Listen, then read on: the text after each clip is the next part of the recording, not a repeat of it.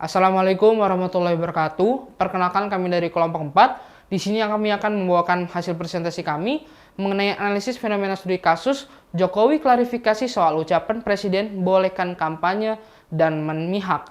Ini saya tunjukkan undang-undangnya. Di kelompok 4 terdiri dari saya sendiri Rizky Bimo Pradana, disusul dengan teman kelompok kami dari Ayah Sifan Naria Pramesti, Denny Heriawan Putra, Fahri Husaini, Febri Enang Istiani, dan Sakira Putri Gisda. Fenomena ini menarik perhatian karena mencerminkan ketegangan antara kekuasaan eksekutif dan kepentingan politik yang mendasari fungsi-fungsi pemerintah. Lebih dari sekedar perdebatan politik, klarifikasi Jokowi menyoroti pertanyaan mendasar tentang pemahaman terhadap konstitusi dan hukum positif yang mengatur kewenangan seorang presiden dalam konteks kampanye politik dan netralitas institusi. Dalam dinamika politik yang terus berkembang di Indonesia, fenomena yang muncul seringkali memerlukan analisis mendalam untuk memahami implikasi dan konsekuensinya. Salah satu fenomena yang menarik perhatian publik adalah klaim atau pernyataan kontroversial yang dibuat oleh tokoh-tokoh penting, terutama dalam konteks pemerintahan. Studi kasus terbaru dalam hal ini adalah klarifikasi Presiden Jokowi terkait kebolehan Presiden untuk melakukan kampanye dan nampaknya memihak dalam konteks politik. Dalam sebuah negara demokratis seperti Indonesia, peran seorang presiden bukan hanya sebagai pemimpin eksekutif, tetapi juga sebagai figur yang merepresentasikan kehendak rakyat. Namun, ketika seorang presiden dianggap memihak untuk menggunakan kekuasaannya, yakni untuk kepentingan politik pribadi atau partai, hal ini dapat menimbulkan polemik dan perdebatan yang mendalam tentang batasan kekuasaan dan kewenangan seorang kepala negara. Klarifikasi Jokowi tentang soal kebolehan seorang presiden untuk melakukan kampanye dan sikap yang dapat dianggap memihak menarik perhatian banyak pihak, terutama dalam konteks hukum dan konstitusi negara. Oke, yang selanjutnya ada kajian pustaka. Kajian pustaka ini terdiri dari ontologi, epistemologi, dan aksiologi. Dan yang saya akan jelaskan kali ini adalah ontologi. Ontologi berasal dari bahasa Yunani yang terdiri dari dua kata. Ontos yang memiliki arti ada atau keberadaan, dan logos yang berarti studi atau ilmu. Jadi secara sederhana, ontologi berarti ilmu atau studi tentang keberadaan atau ada. Di dalam ilmu ontologi, terdapat beberapa aliran. Beberapa aliran ontologi terkenal yang berupaya menjelaskan hakikat realitas antara lain monisme, dualisme, dan pluralisme, materialisme, idealisme, nihilisme, dan agnostisisme. Ontologi juga berbicara tentang realitas supranatural, yaitu aliran mistisme. Ontologi itu sendiri membahas tentang apa yang ingin diketahui mengenai teori tentang keberadaan. Oke, di sini saya akan menjelaskan tentang epistemologi.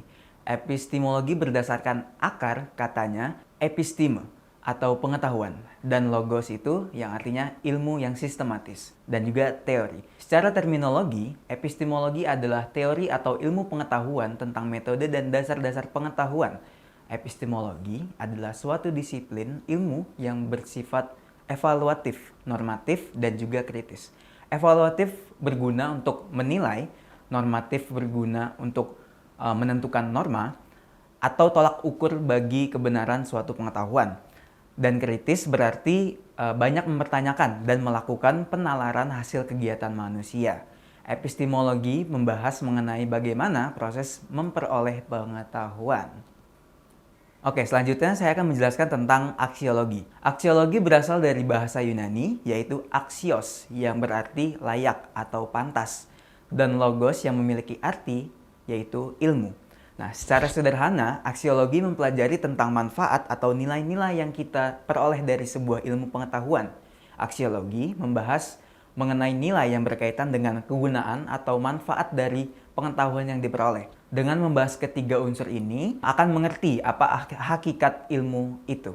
Oke, baik dari kasus mengenai Jokowi menyatakan bahwa Presiden berhak berkampanye dan memihak kontestan Pilpres 2024. Pada tanggal 25 Januari, Presiden Joko Widodo atau Jokowi memberikan pernyataan di hadapan wartawan di Istana Merdeka. Pernyataan Presiden Jokowi bahwa Presiden boleh berkampanye dan memihak kontestan Pilpres 2024. Baik, selanjutnya adalah analisis studi kasus dari pernyataan Presiden Jokowi tersebut dari ontologi, epistemologi, dan aksiologi. Yang pertama dari ontologi. Dari pernyataan tersebut, ontologi sendiri melibatkan pemahaman tentang eksistensi hukum dan norma-norma yang mengatur pernyataan dan tindakan presiden. Berikut analisis yang didapat. Bagi mereka yang setuju dengan pernyataan Jokowi, pernyataan tersebut dapat dimaknai sebagai ekspresi kebebasan dan demokrasi. Bagi mereka yang tidak setuju dengan pernyataan Jokowi, pernyataan tersebut dapat dimaknai sebagai pelanggaran terhadap prinsip netralitas dan jabatan presiden.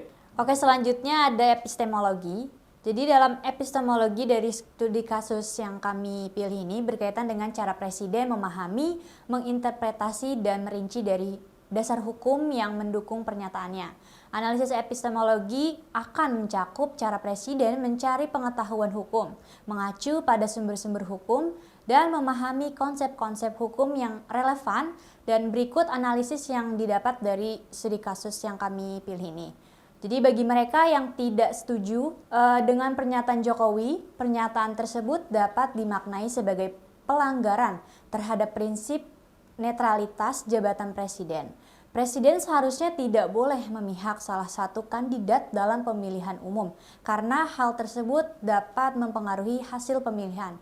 Dan bagi mereka yang setuju dengan pernyataan Jokowi, pernyataan tersebut dapat dimaknai sebagai ekspresi kebebasan berpendapat dan berserikat yang dijamin oleh konstitusi. Selanjutnya ada aksiologi. Dari pernyataan tersebut, aksiologi akan menyoroti pertimbangan moral yang mendasari pernyataan presiden, termasuk juga apakah tindakan tersebut dianggap sesuai dengan prinsip-prinsip moral yang diterima oleh masyarakat atau bertentangan dengan norma-norma etika yang ada. Dan berikut ada analisis yang kita dapat. Bagi mereka yang setuju dengan pernyataan Jokowi, pernyataan tersebut dapat dimaknai sebagai upaya untuk memperkuat demokrasi dan pluralisme di Indonesia. Dan untuk yang tidak setuju dengan pernyataan Jokowi, pernyataan tersebut dimaknai sebagai upaya untuk memanipulasi hasil pemilihan umum.